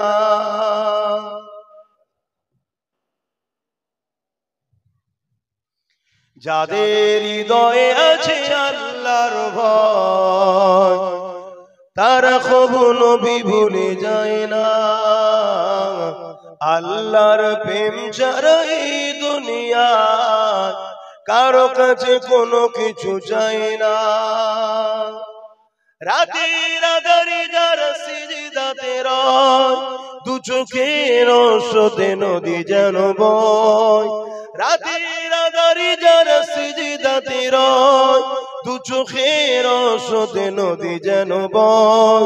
চলো নারা জানি যত আসো, চলো নারা জানি যত আসো, পিছনে ফিরো তাকায় না। যাদের হৃদয়ে আছে আল্লাহর ভয়, তারা কবু নবী ভুলে যায় না। আল্লাহর প্রেম ছাড়া এই দুনিয়ায় কারো কাছে কোনো কিছু চায় না। আল্লাহুম্মা সাল্লি আলা। বাবা আজান দিতে কথা নয়। 21 অগ্রাণ নলেজ সিটিতে প্রোগ্রাম হয় জানেন তো। 2 বছর করতে পারিনি, এবছর করব বলে ইরাদা করেছিলাম। কিন্তু শুনছি আবার 9 তারিখে নাকি এসআইআর এর একটা খরচা লিস্ট দেওয়া হবে। এসআইআর নিয়েও মানুষ একটু টেনশনের মধ্যে আছে। টেনশন হওয়াটা স্বাভাবিক, কিন্তু এমন টেনশন করবেন না যে টেনশন আপনি মারা যান। কথা বুঝছেন? এটা কিছু নয়, শুধু ভয় ভীতি দেখানোর একটা ষড়যন্ত্র চলছে। নির্বাচন কমিশনার যে কথা বলছে যদি সেইভাবে এসআইআর হয় তাহলে কারো নাম বাদ যাওয়ারও ব্যাপার নেই, আর যেগুলো ফেক নাম সেগুলো বাদ যাবে। যদি এসআইআর নিয়ে কেউ রাজনীতি করে তাহলে রাস্তা খোলা আছে, সংবিধানকে সামনে রেখে রাস্তাতেও লড়াই হবে। এবং আপনারা আমার কথা শুনেছিলেন, দোয়া করেছেন। আপনারা আমার ভাই নওশাদ একটাই আছে, ওই একটাকে নিয়ে আপনাদের জন্য লড়াই হবে। সুপ্রিম কোর্ট পর্যন্ত যেতে হয়, যাওয়া হবে। মনে রাখবেন, মোদিও আপনাদের সাথে নেই, দিদিও আপনাদের সাথে নাই, কারণ এসআইআর এই দুজন মিলেই করছে। জানেন তো নাকি? না জানা থাকে একটু জেনে নেন। সর্বপ্রথম এই কথাটা কে বলেছিল বলেন তো? যে বাংলাদেশের অবৈধ অনুপ্রবেশকারী মুসলমান ভারতে বাংলায় ঢুকে গেছে, এই কথাটা বাংলায় প্রথম কে বলেছিল? আর আজকে ভাবুন, সে আজকে বলছে আমি বেঁচে থাকতে গেলে এসআইআর হতে দেবো না, কেন মুসলমানকে তো বোকা বানাতে হবে। কিন্তু ফুল এসআইআর হচ্ছে, সে ডিব্বি বেঁচে আছে, মরেও না। শুনছেন তো নাকি? তাহলে বেঁচে আছে, তাহলে এসআইআর হচ্ছে না। দ্বিতীয় নম্বর কি এখন বলছে?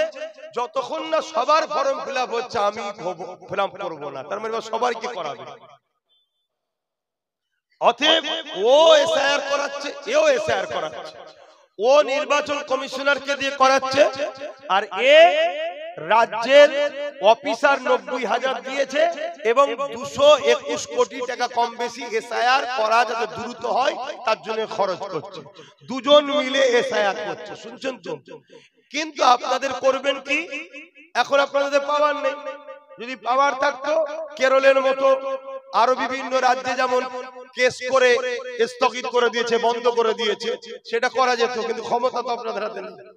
সেই জায়গায় আপনাদের কারণ ফর্ম ফিল আপ করতেই হবে। ফর্ম ফিল আপ যখন করবেন একটু বুঝে সুঝে করবেন, ভুল যেন না হয়ে যায়।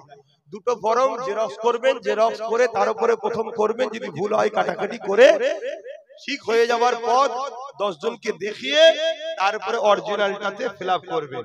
দুটো ফিলআপ হয়ে যাওয়ার পর যে বিএলও দিয়েছে যাত্রার হাতে ফর্ম জমা দেবেন না, বিএলওর হাতেই দেবেন, কিন্তু বলবেন স্ট্যাম্প দাও, সই দাও, এক কপি নেবেন, আর একটা স্ট্যাম্প সই তার হাতে দেবেন, একটা ফটো তুলে রাখবেন যে দিলাম কার হাতে। বাই চান্স যদি কেউ তোমাকে ঠকিয়ে দেয়, ফর্ম যে জমা করছেন কি মানে আছে, তাহলে নাম্বার চলে যাবে। ঠিক না বেটি? তুমি ভাববে আমার নাম্বার গেল কেন, রাস্তায় নেবে হইয়ে করলে হবে, পুলিশ নেবে পিটিয়ে লাল করে ফেলবে, কেন পাওয়ার নেই তোমার পুলিশ ওদের। এই ভুল বলছি নাকি? তাহলে তুমি কি করবে, ওই যার হাতে ফর্ম জমা দিয়েছিলে তার নামে তখন আমরা মামলা করব। কান টানলে মাথা আসবে না, আমি দিয়েছি অমুককে, ওকে ধর, ও ওকে ওকে ধর, কোর্ট ডাকবে সবাইকে। কথা বুঝে আসছে? ঘাবড়ে নিজের জীবনের ক্ষতি করবেন না। আজকে একটা রয়েছে, একটা লড়াই করছে, যদি আপনারা একটা পায়া দিতেন তাহলে একে দিয়েই লড়াই করাতাম। কেমন? ওই যে চেয়ারে বসে আছে মৌলানা সাহেব, হাফেজ সাহেব বসে আছে, খারাপ নেবেন না, উদাহরণ দিয়ে বলছি। হাফেজ সাহেব এখন নেতৃত্ব দিচ্ছে, ধরুন হাফেজ সাহেবের 3টে পায়া, একটা কিন্তু আমাদের। হাফেজ সাহেব এখানে বসে আমাদের বিরুদ্ধে বলতে পারবে? বললেই বলবো উঠেন হুজুর, অনেক হয়েছে, আমার পায়াটা আমাকে দেন। 3টে পায়াতে বসতে পারবে? সরকার পড়ে যাবে। অতএব নিজেদের রাজ পাওয়ারের দরকার আছে না? না। অনেক হুজুর আছে জলসা করছে, অনেক বক্তা আছে জলসা করছে, আলহামদুলিল্লাহ করুক, আমাদের একটু রাজ পাওয়ারেরও দরকার আছে।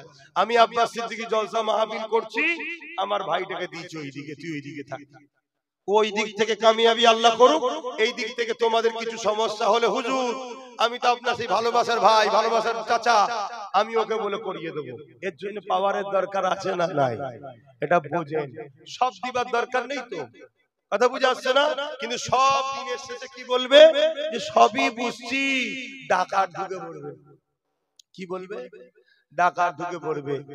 আমি তো 15 বছর ধরে কাউকে ঘরের পাহারা দিলাম, ধরুন এই ঘরের পাহারা কাউকে 15 বছর ধরে দিচ্ছেন, আর তার আগে কোনোদিন ডাকাত ঢোকে নেই। পাহারাদার নতুন যখনই এসছে তারপর থেকে 15 বছর ধরে শুধু ডাকাতি ঢুকছে, তাহলে বুঝতে হবে পাহারাদারের সঙ্গে ডাকাতের সেটিং। বলুন বলুন বলুন বলুন। হ্যাঁ, এনাই কি করে ঢোকে? তাই পাহারাদারকে এরপরও বলছি, যদি সত্যি তোমার ডাকাত রুকাত শখ থাকে, ডাকাতকে তো রুখতে আমরা চাই, কিন্তু ডাকাত তো আমার বাড়িতে চুরি করে, তুমি তো পাহারাদার। ডাকাত তো আমার মসজিদ ভাঙছে, আমার মাদ্রাসা ভাঙছে, আমার কবরস্থান ভাঙছে, আমার কওমকে পিটিয়ে পিটিয়ে খুন করছে, আমার কওমকে তো মারছে। যদি রুখতে হয় আমাদের রুখবো আমরা, তাই আসো একসাথে করি। ঠিক না বেটি? এই জোরে বলুন ঠিক না বেটি? এখানেই বোঝা যাবে ডাকাত আর চোরের সঙ্গে সেটিং কেমন। আসবে না, বলবে না না না না ওসব আমাকে দাও, তার মানে কি আমি তোমায় দেবো আর আমি নিশ্চিন্তায় ঘুমাবো, তুমি রাত্রে ডাকাত এলে চোর খুলে দেবে, দরজা খুলে দেবে, আর ও চুরি করে নিয়ে তোমাকে ভাগ দিচ্ছে। কথা শুনছেন? আচ্ছা, জীবনে কোনোদিন শুনেছেন কোন জায়গাতে ডাকাত ঢুকতে চোর লাগায়? এটা আমরা করেছি, গর্বের সাথে বলুন না করেছি না করেছি। যাক, ভুলটা যদি বুঝতে পারেন তাহলে পরিবর্তন হন। যদি আজকে ওই যে কি বলে ওয়াকফ কালা কানুন, যেটা বলতে গেলাম, কি করব নামাজ হবে তো, ওয়াকফ কালা কানুন তৈরি করেছে না কেন্দ্র সরকার, মসজিদ মাদ্রাসা ওয়াকফ কেলে নিতে চাইছে তো নাকি? আচ্ছা, এই নিয়ে যদি কখনো ব্রিকেরে ডাকা হয় খবর পেলে যাবেন তো নাকি? হাত তুলে সাক্ষী দেন। 2 নম্বরই হচ্ছে না তো, গাঁটের পয়সা খরচ করে যেতে হবে, রাজি আছে? হাত নামান। খুব শিগগিরই আমরা কাগজ চলছে, নলেজ সিটটা থাক, ওখানে যাব ইনশাআল্লাহ। বলুন ইনশাআল্লাহ। তো সেই জায়গাতে এই ওয়াকফ ইসলাম বলছে, আমার একটা কথা ভাইরাল করছে কেটে কেটে, কি আব্বাস সিদ্দিকী বলেছে টিএমসি কে ভোট দিলে ঈমান চলে যাবে। শুনেছেন না শুনেননি? অ্যাকচুয়ালি পুরো কথাটা দেয়নি, পুরো কথাটা দেয়নি। আমি সংক্ষেপে পুরো কথাটা একটু বলে দিচ্ছি। আচ্ছা ঠিক আছে, শুনে যান, মন দিয়ে শোনেন। অ্যাকচুয়ালি আমি বলেছি কি, হ্যাঁ মন দিয়ে শোনেন, মসজিদকে বাঁচাবার জন্যই কিন্তু বলেছি। কি বলেছি? আল্লাহ রসুল বলছেন অন্যায় দেখলে হাত দিয়ে রাখো। একটু উত্তর দেবেন, অন্যায় দেখলে কে বলছে? আমার নবী। নবীর কথা অস্বীকার করলে ঈমান থাকবে? আল্লাহ নবী বলছে অন্যায় দেখলে হাত দিয়ে রাখো। যদি হাতে রুখতে না পারো মুখ দিয়ে প্রতিবাদ করো, যদি মুখে প্রতিবাদ করতে না পারো অন্তর থেকে ঘৃণা করো। অন্তর থেকে ঘৃণা করার পরেই নবী বলছে অন্তর থেকে ঘৃণা করাটা হলো সবথেকে দুর্বল ঈমান। মানে ঈমান আছে কিন্তু দুর্বল। এ ক্যাটাগরির ঈমান কি? হাত দিয়ে রুকা। বি ক্যাটাগরির ঈমান কি? মুখ দিয়ে প্রতিবাদ করা। একেবারে শেষ স্তরের ঈমান কি? অন্তর থেকে ঘৃণা করা। এরও ঈমান আছে কিন্তু দুর্বল। কিন্তু কেউ ওয়াকফ কালা কানুন কেন্দ্রের জালিম সরকার ক্ষমতার জোরে মসজিদ মাদ্রাসা কবরস্থান ঈদগাহ খানকাকে মিটিয়ে দিতে চাইবে, কেউ হাত দিয়ে রুখলো না, মুখ দিয়ে প্রতিবাদ তো করতে হবে। মুখ দিয়ে প্রতিবাদ করলো না, অন্তর থেকে তো ঘৃণা করতে হবে।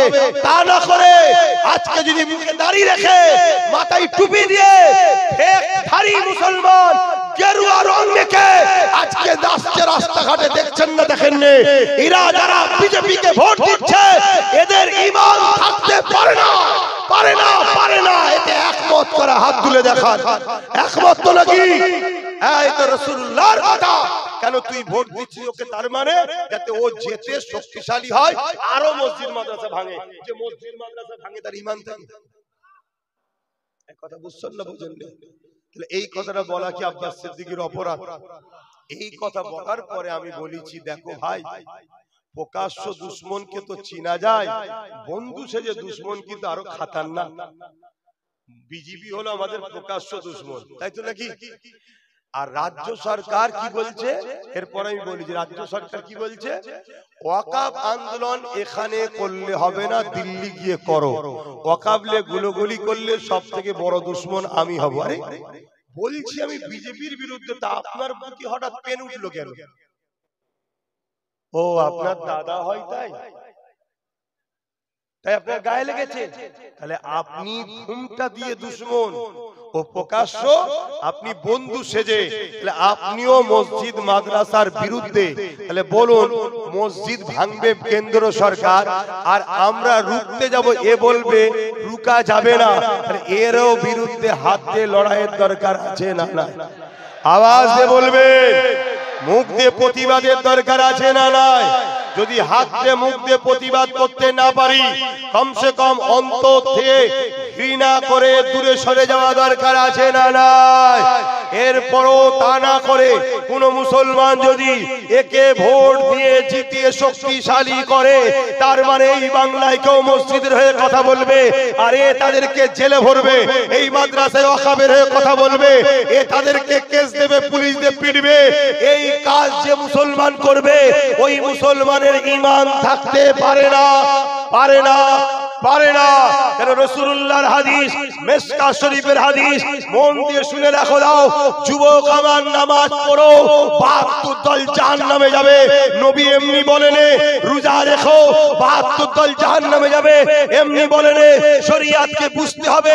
নবী বললেন, যদি কেউ জালিম জানার পরও, কেউ জুলুম করছে, কেউ জালিম, কেউ অত্যাচারী জানার পরও তুমি যদি তার সাথ দাও, তাকে সহযোগিতা করো, তাকে শক্তিশালী করো, তাহলে মনে রেখে দিও তুমি ইসলাম থেকে বেরিয়ে যাবে।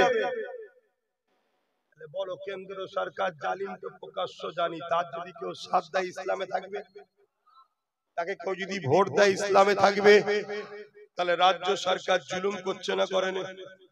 দুর্গাপুরে বোলডুজার দিয়ে মাদ্রাসা ভেঙেছে না ভাঙেনি? বলো, কোরআন শেষ হয়ে যাবে, আমার উন্নতি শেষ হবে যে বলবে, বলেছে না বলেনি? এটা নাই বলেছে না অন্যায়? অন্যায়কে হাত দিয়ে রুকা দরকার আছে না? নাই। যদি হাতে ক্ষমতা না থাকে মুখ দিয়ে প্রতিবাদের দরকার আছে না? নাই। মুখ যদি না পারো অন্তর থেকে ঘৃণার দরকার আছে না? নাই। তা না করে তুমি তাকে আবার বুদাম টিপে জিতাচ্ছ, শক্তিশালী করছো, আরো কোরআনের বিরুদ্ধে কথা বলো, তোমার ঈমান আছে? এই কথাটা আব্বাস সিদ্দিকী বলা কি ভুল করেছে? এবারে এইটাকে কেটেছে। কিন্তু এরপরে আরো একটা কথা বলেছি, ওটা বলেন। এরপরে কি বলেছি? এরপরে বলেছি, যদি রাজ্য সরকারকে তোমরা গিয়ে বুঝাও যে এটা আপনি বলা ভুল করে ফেলেছেন, আপনি ক্ষমা চেয়ে এলেন, যদি এ ক্ষমা চেয়ে এলেন তাহলে আলাদা বিষয়। এক কথা বুঝছেন না? ক্ষমা যদি চেয়ে এলেন আলাদা বিষয়। কিন্তু ক্ষমা চাওয়ার পরে যদি বলে বিজেপি কে রুখতে হবে, আমায় সাথ দে, তখন একটাই কথা বলবো, বিজেপি মারবে কাদের? মুসলমানদের। তাই তো নাকি? তাহলে আমাদেরকে পার্টনারে নিতে হবে। এই কথা হ্যাঁ কি না? জোরে বলো। তো মারবে যখন আমাদের ঘরে, তাহলে আমরা কি হচ্ছে না হচ্ছে ওর ভেতরে যদি না থাকি, তোমরা দুজন সেটিং করে নিয়ে আমি ঘুমাবো, ঘরে তালা মেরে আগুন ধরিয়ে দিতে কতক্ষণ দেরি? কেন তোমাকে আমি দেখেছি আনিস খানের বেলায় যাওনি, আবু সিদ্দিকের বেলায় যাওনি, তামান্না ছোট্ট বোনটা বোমে মরে গেল যাওনি, যেই বিজেপির খগন মুর্মু মার খেয়েছে তুমি অমনি চলে গেছো আমার ভাই মরে যাচ্ছে রে, একটু দেখে এসেছিস। কথা কি ভুল বললাম না? আব্বাসের উপর রাগ হচ্ছে মনে মনে? ও ভালো করে বোঝো। তাহলে বলো, এরপরে আরেকটা কথা বলেছি, কি বললাম? যদি ক্ষমা চেয়ে নেয় তাহলে আলাদা কথাই বলতে যাব না, শুধু ওর বিরুদ্ধে বলবো কেন আমার ধর্মের উপর আঘাত দেবে, তাই তো নাকি? এরা কি করেছে? এটাকে কেটেছে, কেটে কোনো একজন বুজুর্গ প্রবীণ আলেমের সঙ্গে এটাকে জুড়েছে। সেই বুজুর্গ আলেম বলছে একে নাকি ভোট দেওয়া যাবে, কথা বললেন, আর আমার সঙ্গে জুড়েছে, জুড়ে বলছে কাটটা মানবো। কত বড় মুনাফিকি করছে দেখ। আচ্ছা ওই বুজুর্গ উলামা কবে বলেছে? যখন ইনি বলেছিল কোরআন শেষ হয়ে যাবে তখন বলেছে না তার 10 বছর আগে? এক কথা বলেন, হ্যাঁ অনেক আগে। তখন এর মুখোশটা ছিল, এখন তো মুখ বেরোচ্ছে। তখন সামনে ছিল 10,000 মাদ্রাসা, ফুরফুরাই রেল, উন্নয়ন পরিষদ, ডবল ডবল চাকরি ছিল না? ছিল না? আর এখন কি বেরোচ্ছে? মন্দির করিয়ে প্রসাদ খাইয়ে মুসলমানদের কাফের বানাচ্ছে রেশনের মাধ্যম দিয়ে। তাহলে এই সরকার আমাদের কাফের বানাবার এজেন্ট দিয়েছে না লাইনে? জোরে বলেন, সরকারের কাজ এটা, রেশনের মাধ্যম দিয়ে মুসলমানদের প্রসাদ খাইয়ে ঈমান নষ্ট করা। এখানে আলেম উলামা আছে বা যে কোনো জায়গায় সরকারের তো অনেক পুষা আলেম আছে, তাদের কাছে চ্যালেঞ্জ দিচ্ছি, ফতোয়া দিই যে প্রসাদ খাওয়া যায়। কথা বুঝছেন না, বোঝেন না? তাহলে এখন মুখ বেরোচ্ছে না বেরোয়নি? এখন কি বুজুর্গ উলামাটা বলেছে জায়েজ? কথা বুঝছেন না, বোঝেন না? আরো একটা কথা বলে যাচ্ছি। আচ্ছা বলুন, ইনাকে কেউ যদি মুজাদ্দেদ বলে মানে, কেউ ঘোষণা দিল মাইকে ইনি মুজাদ্দেদ, শুনবেন মন দিয়ে, কথাটা বুঝবেন, ইনিও চুপ করে রয়েছে, আর আপনারাও সবাই এর পরও এর সাথে বন্ধুত্ব সম্পর্ক রেখেছেন, তার মানে মুজাদ্দেদ বলে মানছেন না মানেন না? কথা বলো। বিয়ে শাদী হয়েছে তো নাকি? কবুল কবুল বলার সময় চুপ থাকলে কি বলে?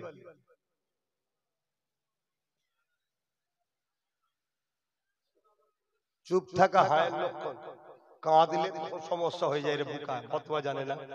চুপ থাকা হায়ের লক্ষণ, লজ্জাই বলতে পারে না হয়ে গেছে, দাদি বলবো ও ঠিক আছে রাজি, এ চুপ করে আছে। আর আপনারাও, আমি মুজাদ্দেদ বলেছি আমার বিরোধী না করে এর সাথেই আছেন, তাহলে আপনারাও মুজাদ্দেদ বলে মানলেন না মানলেন না? আচ্ছা কেউ যদি কাউকে আল্লাহ বলে আর সে যদি চুপ করে থাকে আর আপনারা যদি তার সাথ দেন, তাহলে ফতোয়াটা কোথায় যাচ্ছে? হাওড়া জেলার নির্মল মাঝি মমতাকে আল্লাহ বলেছে। এরা রাজনীতির নামে আমার ধর্মটাকে কি করছে? এলিয়ে জায়গা দরকার আছে না নাই? এই বাংলায় কেউ একজন বলেছিল মাদ্রাসায় জঙ্গি তৈরি হয়, আমরা প্রমাণ করে দিয়েছিলাম মুহাম্মদ রাসূলের গোলামরা গরীব হতে পারে, মুহাম্মদ রাসূলের গোলামরা তোমাদের পিছনে ঘুরতে পারে, মুহাম্মদ রাসূলের গোলামরা অভাব অনটনের জন্য তোমার কাছে হাত পাততে পারে, কিন্তু বেঈমানেরা এটা মনে করুনি তোমরা বলবে মাদ্রাসায় জঙ্গি তৈরি হয় তারপরেও তোমাদেরকে মেনে নেব, এটা কিন্তু মেনে লাইনে মুহাম্মদের গোলামরা। আমরা প্রমাণ করে দিয়েছিলাম মাদ্রাসায় জঙ্গি তৈরি যখন হয় জঙ্গিদের বাচ্চারা তোদেরকে ভোট দেবে না, আমরা সেদিন প্রমাণ তাকে দিয়েছি না দিইনি? জোরে বলুন দিয়েছি না দিইনি? আজকে কেউ যদি বলে অমুক আল্লাহ, অর্থাৎ নির্মল মাঝি মমতাকে বলবে আল্লাহ, মমতা বলবে কোরআন শেষ হয়ে যাবে, এরপরও মুহাম্মাদের গোলামরা আজ আমাদের আল্লাহর পক্ষ থেকে পরীক্ষার দিন এসেছে, আমাদেরকে দেখাতে হবে আমরা কোনো বিজেপি বুঝি না, কোনো লাল সবুজ নীল বুঝি না, আমরা পৃথিবীতে সবার সঙ্গে লড়তে রাজি আছি, জান দিতেও রাজি আছি। আল্লাহ ও নবীর বিরুদ্ধে যে যাবে তার সঙ্গে আমরা লড়াই করে বেঁচে থাকতে রাজি নয়, তাকে আমরা তালাক দিতে রাজি করা আছি। হাত তুলে দেখাও, হাত লম্বা করে বলো রাজি আছেন? রাজি আছেন? এরপরও আজকে বলে যাচ্ছি যদি ক্ষমা চেয়ে এলাই, যদি ক্ষমা চেয়ে এলাই, আমি এ কথা আর বলবো না। শুনছেন তো নাকি? আর ক্ষমা যদি না চাই, আমি একবার নয় 1000 বার বলবো, কোন মুসলমান আপনার অসুবিধা আছে, এই অসুবিধা আছে, যদি এই কথাতে কোনো মুসলমানের অসুবিধা হয়, আমি ওই মুসলমানের জন্য একটা ডাউটফুল কথা বলে যাচ্ছি। ডাউট হচ্ছে, ডাউট কি, আপনি তো আমাদের জমিনে এসেছেন ঠিকই, চাষ অন্য কেউ করেছে। কথা কিছু বুঝলেন না, বোঝেন নে? কেন মুসলমানের বাচ্চা, মুসলমানের খুন সব করতে পারে, নবীর বিরুদ্ধে, আল্লাহর বিরুদ্ধে, কোরআনের বিরুদ্ধে যে হবে তার সাথে কখনো গলা মিলাতে পারে না। হিন্দু আমার ভাই, দলিত আমার ভাই, আদিবাসী আমার ভাই, সাঁওতাল আমার ভাই, সবার সঙ্গে উঠবো, মিশবো, কারবার করব, দল করব, রাজনীতি করব, সব করব, ততক্ষণ পর্যন্ত যতক্ষণ তুমি আমার ধর্মে আঘাত দেবে না। শুনছেন তো? ঠিক এটা তো তারাও মানে নাকি? আপনি যদি কোনো হিন্দু ভাইদের ধর্মে আঘাত দেয়, আপনার সঙ্গে সে মিশবে? তার কাছে তারটা প্রিয়, আমারটা আমার কাছে প্রিয়। তাহলে তুমি রাজনীতি করতেছো, মানুষের রুজি রুটি চাকরির কথা বলো কেন? তুমি বলতে গেলে ধর্ম যার যার উৎসব সবার, এই উৎসব সবার। এই নিয়ে কোন আলেম ওলামা কেউ প্রতিবাদ করে? শুনেছেন কখনো? কিন্তু এর পরেও আমি বলছি, সবার সাবজেক্ট হয়তো এক নাও। আমি যখন লড়াই করছি, আপনারা ওলামারা এক শ্রেণী আমার বিরোধী করছেন কেন? আপনাদের তো উচিত আব্বাস সিদ্দিকী যেটা বলছে তার জায়গায় দাঁড়িয়ে ঠিকই বলছে, বাপ সে ঠিক, এটা তো বলা দরকার নাকি? আজকে এই যুবক ছেলেরা যদি একবারের জন্য মেনে নেয় ধর্ম যার যার উৎসব সবার, সঙ্গে সঙ্গে হয়ে যাবে। কেন? উৎসবে শিরক আছে। শুনছেন তো নাকি? শিরককে বিশ্বাস করা যায়? তাহলে মুশরিক হয়ে যাবে। তাহলে কিভাবে আমাদেরকে কাফের মুশরিক বানাতে এরা চাইছে দেখছেন? রাজ ক্ষমতার জোরে। যাক, আমি কথা শেষ করলাম।